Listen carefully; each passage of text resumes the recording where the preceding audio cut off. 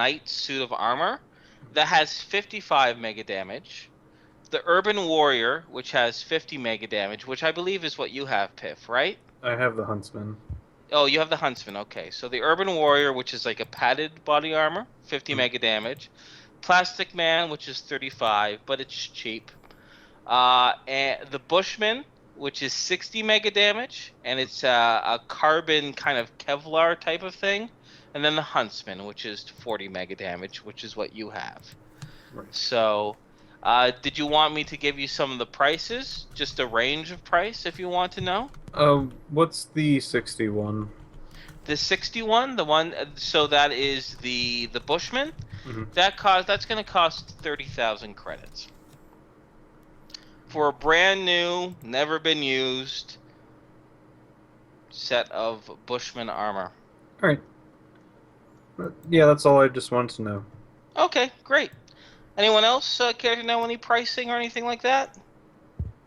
No. Nope. I'm No? good. Okie dokie. So, shall we just fast forward to dinner with Dan Perrin? Sure. Okay. So, around 6 o'clock rolls on, and sure enough, you come across Finger's residence. It's a spacious abode that is practically a mansion, but it has the stylings of a frontier fort. It appears to be made entirely of wood, and Perrin meets you at the front of the front door there at 6 o'clock sharp, and he welcomes you in with a big smile, and he takes you around a small tour of his fort. He takes you through a grand dining hall while you'll be having dinner, where some people are setting, plates and everything like that. A lush meeting room. His kennels, which he's very proud of, along with Sasha, his German Shepherd. He has about a dozen other dogs of various breeds. A spacious kitchen. He does like to eat. His personal vault that he doesn't open for you, that you pass by. And he has a personal collection or trophy room. And he smiles to you and says, when we get to know each other a little bit better, I'll take you inside and show you what I got. In addition, he has quite a few guest rooms as well, guest bedrooms as well. Yeah. And after the small tour, he turns to you and says, so, obviously our Borg friend is in my care. Would you folks care to discuss business before we eat, after we eat, or while we eat? I myself prefer to get business out of the way and then, enjoy a good meal, but since you're my guests, I'll let you decide. I am fine settling business now. Makes the food taste better. Ah, a man of my own heart. Come into my meeting room. And sure enough, the room itself, it's quite large. A large oblong table with at least a dozen chairs all around it. The chairs themselves are padded, and there's modest artwork around there. One thing that really strikes your notice is the picture of an old fort, and I'm going to give you that picture. I'm going to just load in that picture right now.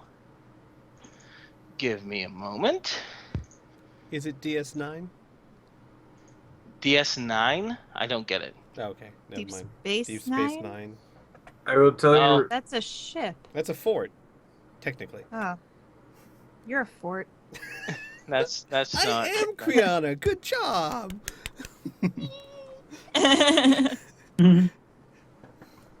By the way, my character is going to be very aloof and probably looks like he's sort of in thought. Okay. Ooh, that's All a right. bastion fort. Oh. Yeah, no, he has that framed. It's on an old piece of paper. Obviously, it was something that survived before the rifts. And he kind of points to it before the meeting starts and goes, when I came across that picture 15 years ago, I knew my settlement would look something like that.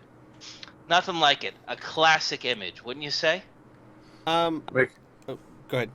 my character kind of walks over to it and takes a closer look. Okay. I would too. I'd go to it and I would remark, fascinating. A very common design after the gunpowder age. The curves on the edges was designed to help keep the walls from falling into cannon fire. So definitely a post-gunpowder fort. Do you know what time period it's from? I can I only guess I know now. guess, he said.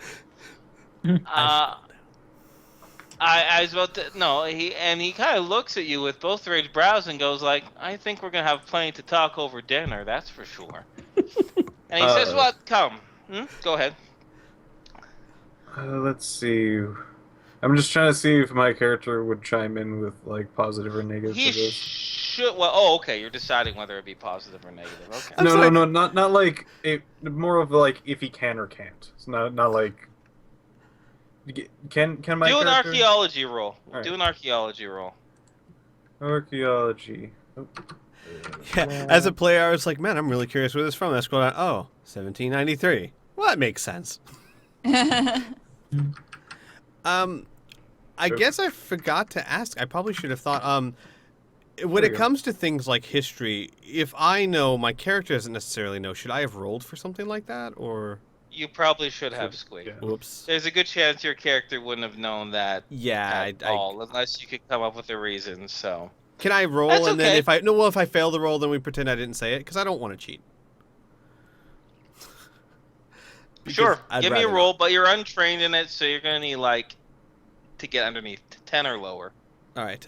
We could just have Patrick say all that.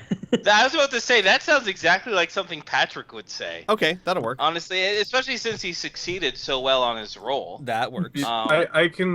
We can see what his character does, so we don't need to. Okay, Drop yeah. it So like why that. don't you go ahead and roll, Squeak? All right, so hang on one second. Yeah, He no. knows nothing. Patrick's Okay. smart. Instead of what Squee just said, just Yeah. replace his voice with mine. Okay. All right. Yeah, definitely. No, we can do that for sure. And it's okay. Don't worry about that little faux pas. You're still new to this world, so I was gonna just roll with it anyway. But now that we've discussed it, might as well go down that route. You put So history instead in of front what me, it was Squee hard to remember. says, Mhm. I know. It's okay. So wait. So do you say something very similar to what Squee said there, Piff? Yes. Okay. And we'll probably even date it somewhere around like the late 1700s. Okay, excellent. Yeah, no, Perrin is extremely impressed, and he says, well, we could talk about this all day, that's for sure. We might have to save that for dinner, but first comes to the price. Why don't you all have a seat here? And he kind of sits down at the head table, and he leans back on his chair. He's very casual demeanor. And he says, am I fair to assume that you're going to want to sell this scrap heap that was a man? Yes, it's safe to I- assume. I sort of like kind of worry like can we sell for like one. I say this to Squee. Can we sell this for like 1.2 mil? Can we do that? Didn't you say it was only worth like 500,000? I don't think we can. Perrin just patiently waits while you guys kind of whisper a little bit, but he takes a glance to Mila and to Tom as well.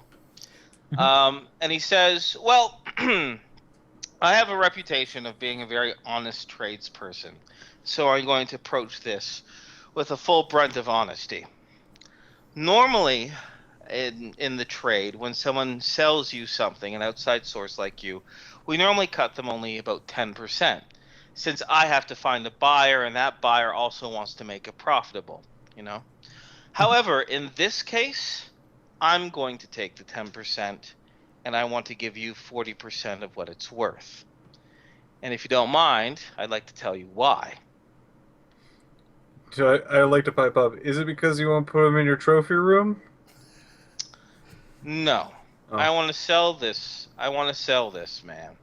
I want to take him bit by bit and hope that something that's made of him can be used for a better purpose. You see, the reason why they managed to do what they do was a bit of a mistake in judgment on my own, he says. About 3.5 months ago, this man and 3 others came into our town. I didn't have a chance to greet them personally, although I do like to do that from time to time. I was otherwise occupied. But they were a little rough around the edges. They liked to drink.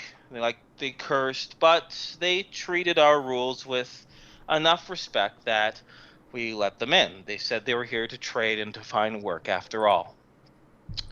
They spent the day trading and most of the evening drinking at our local bar. Then they took rooms over at the Goldsmith Inn, and that's where things took a turn for the worse. They were very loud and very violent drunks, and they got into a bit of a row with each other. Uh, Noah Alexei, the owner of the inn and a good friend of mine, instead of calling the guards, decided to try to reason with these men like, a decent human being. When he went up to the room and asked them to keep it quiet, this piece of shit, and he points to the dead Borg, he broke Alexei's arm in 3 places and threw him through the wall of their room. The wall was on the 2nd story. Alexei broke half the bones in his body and is still currently in traction. Luckily, he was alive. After the guards seized the men, they were brought to me, and I made a deal with them. The head of this gang, the man named Diego, he owned a suit of Sanson power armor that was currently being repaired. I took that armor as payment for the damages and for the wages lost of Alexei, and of course his medical bills as well. Of course, Diego didn't like it very much, so I gave them an option to earn back his armor and to make square the debt of these men. A few weeks prior, one of the wilderness scouts that frequents Perrin's post here noticed or tracked some supernatural, magical being that was to the northwest of here. I told them that there was a magical artifact that this being had, and if they were to find it and bring it to me, they would square their debt. Of course, we didn't know exactly where it was, and I told them I would give them 3 months to find this artifact and the creature. And after 3 months, if they did not return, I would sell the armor and use it as a bounty on their heads. And I assured them that the bounty wasn't to capture them, it would be to kill them. I was hoping one of 3 things would happen. 1, they'd find the supernatural creature and kill it, and come back, with or without magical artifacts. 2, they'd search for a while, not be able to find it, and come back to me humbled, and if they showed any remorse for what they did, then I would probably let them go, regardless. Or 3, and personally this is what I was hoping, the supernatural threat would kill them. Unfortunately, by the sounds of what you told me, there was a 4th option. Is it true that they took over a small town? Oh, yes. At least from what, let's just say the town had a very special ritual about how much they basically told who has wronged them what they have wronged, and then hung him by nightfall for what he did. Okay. Fair enough. So my decision killed some people as well, which is why I don't think I deserve much of the money on this man. So to market, if I were to sell this up at Ipefsing, the exterior cybernetics are a little damaged, but the internal workings are still quite good. Plus, you have his weapon systems, which are quite valuable as far as bionics go. Typically, a merchant there would probably sell it for 1 million credits. So, I'll give it to you for 400,000. Do we have a deal? Curious question. What would we roll to like in ourselves to see how much we believe of this guy, if we think he's lying or telling the truth? What is that? What would that be? That's not anything. That's you judgment as a Oh, okay. player, Oh, as good. a character. Well, then, good. Yep. Guys, like I put our heads together. Guys, yes, no. I remember when Patrick assessed this thing, he said it was around 500,000. That's pretty close.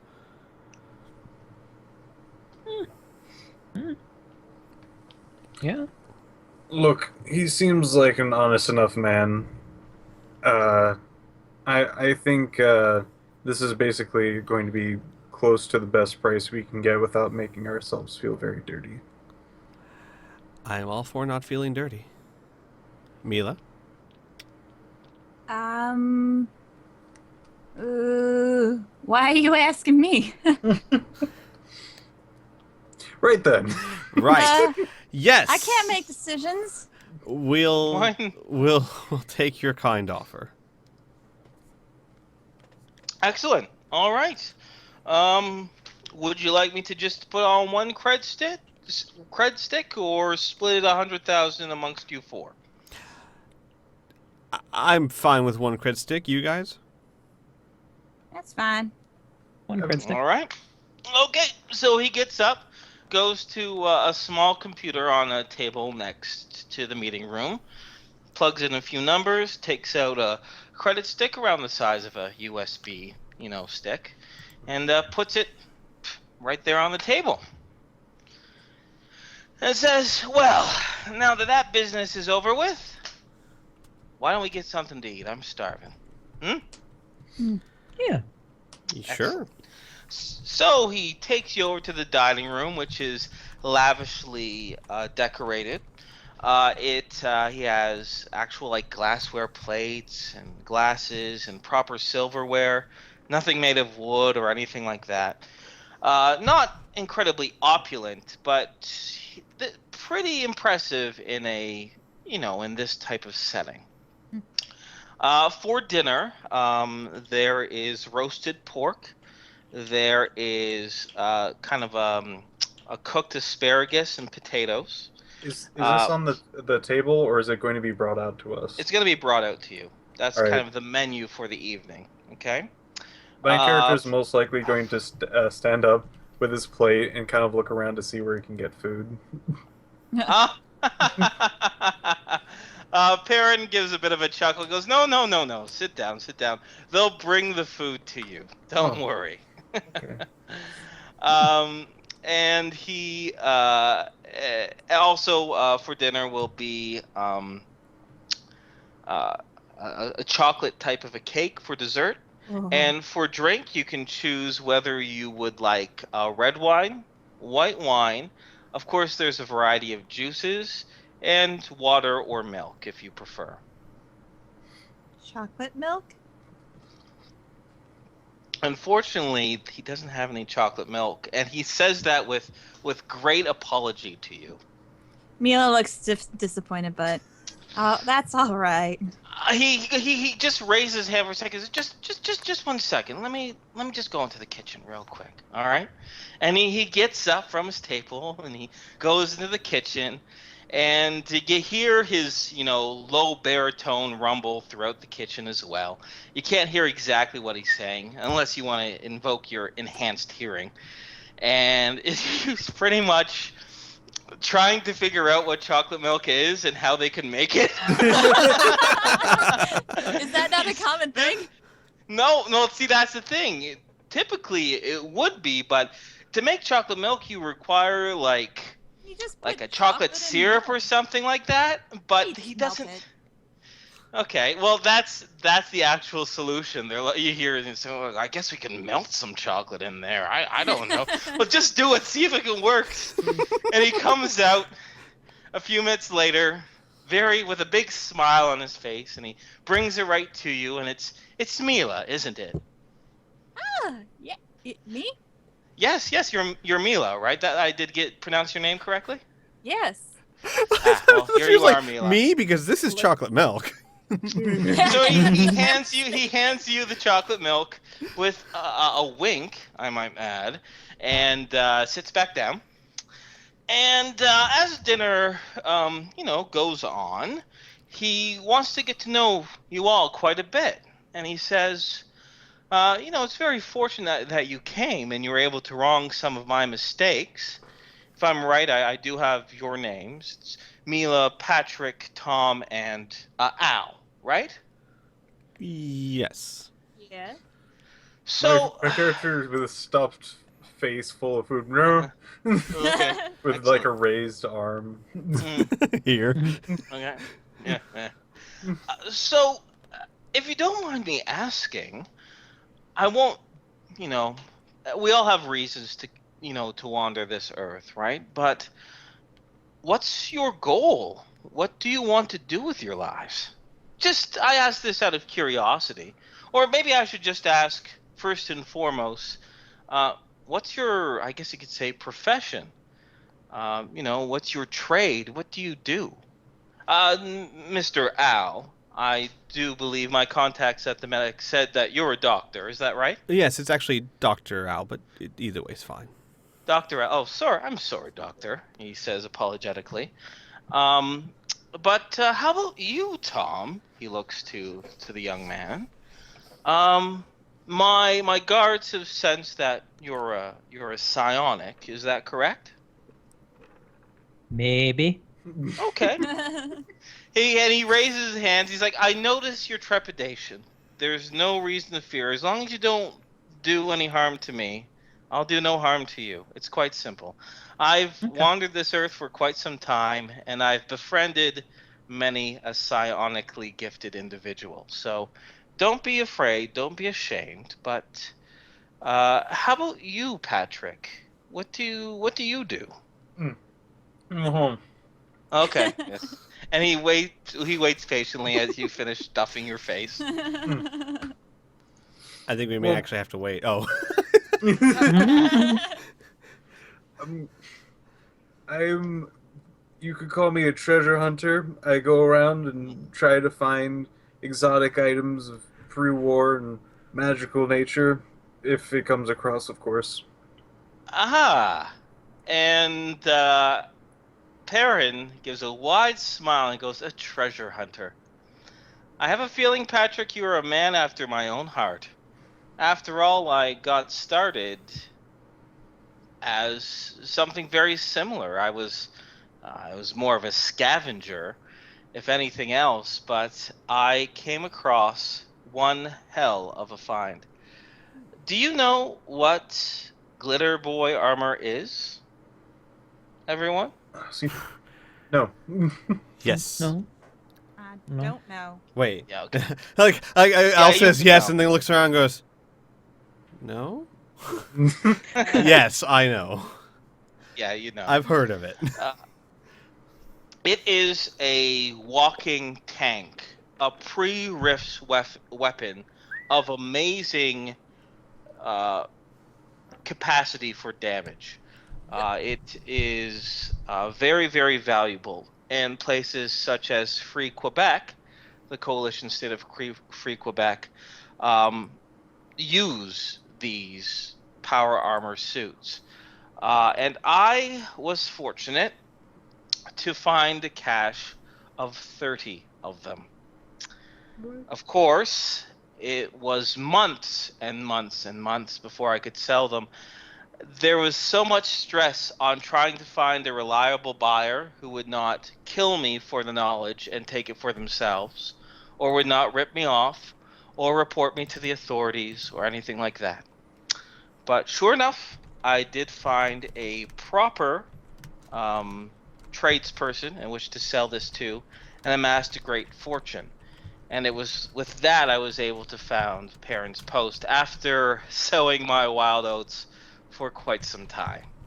Hmm. It was that experience that taught me to be honest in everything that I did. Because if you're not honest, you can't evoke any sort of trust. And if you can't evoke any sort of trust, no one's going to want to sell to you. So I I certainly hope you find your own fortune there, Mr. Patrick. Speaking of, I heard that you're actually a fan of some of the pre-war things. I'm sorry I've already sold before I heard of such a thing. I would have saved the good bits for you. Oh, well, thank you. Well, this is kind of a reason for the dinner. I'm not going to lie. I do have ulterior motives. If you come to trust me as a source, I like to think that forever, whatever you want to buy or sell, as long as you're in the region, you'll come to Perrin's Post. Forgive me for asking. Mm-hmm. But should I call you Perrin? Call me Finger, call me Finger. Perrin, call me Dan if you want. Most of my friends just do, so if you don't want to be that formal, Finger will do. I received all my training outside the coalition, but from everything I've heard, wouldn't they be rather unhappy by hearing about so many glitter boys, such powerful weapons being sold not to them? Wouldn't that have given you trouble? It would have. It would have if I wasn't extremely careful. But I was extremely careful. And who's to say I didn't sell to the coalition after all? And he gives it a little knowing smile. I was about to say, maybe these walls are for those those nasty people. You mean the walls are for the coalition? Maybe. Keep shouting down. Interesting observation. The reason why I chose this location is because it is relatively secluded and it's away from any government. The coalition or Laszlo or Ipsheming, any government I'm free of. I can be my own person, and I have the added benefit of no taxes. I don't tax anything. No goods tax, no trade tariffs, no property tax, nothing. How do you take care of roads, public services? I pay for them. As you can tell, I'm a very, very rich man, and every deal that happens in Parents' Posts, I get a percentage of. It's pretty much I'm just cutting out the middleman. If you were a kingdom, and he gets very animated about this, if there was a kingdom, you'd have a collaboration of individuals, different businesses, different interests, different guilds, different organizations, and all of them would have to pay some sort of tax to a government body to make sure roads and infrastructure would be done. But in Parents' Post, I'm the government body. It's all gets streamlined down to one person. Now, some people aren't very comfortable with that idea, and goodness knows what would happen to this place if I were to die. But for now, it works, and I like it. Speaking of the surrounding area, do you know anything south of here a bit? Pretty recently Well, down the road, excuse me. Mm-hmm. Sorry, I burped a bit. That's fine. Well, the closest, largest settlement southeast of here is New Laszlo. Is that what you mean? Maybe. We came across a sort of how do I put this? It was irradiated, basically. In a radiated area? Yeah. Do you know anything about that? He goes, well, I know a few areas, but most radiation was dissipated at least half a century ago. Was this, how far away was it from Perrin's Post? You can say it was like 5 kilometers. Sorry, like 3 miles away. Fairly close. I think between here and the town we were talking about that these wretched people terrorized, killed, plundered, raped. He goes, well, that's awfully new. Perhaps there was some sort of accident. I wasn't aware of it. I can send some people to investigate. I'd love to see what the heck is going on. Oh, feel free to do so. If it's anything of a major threat, I'd appreciate it if you let me know. Absolutely.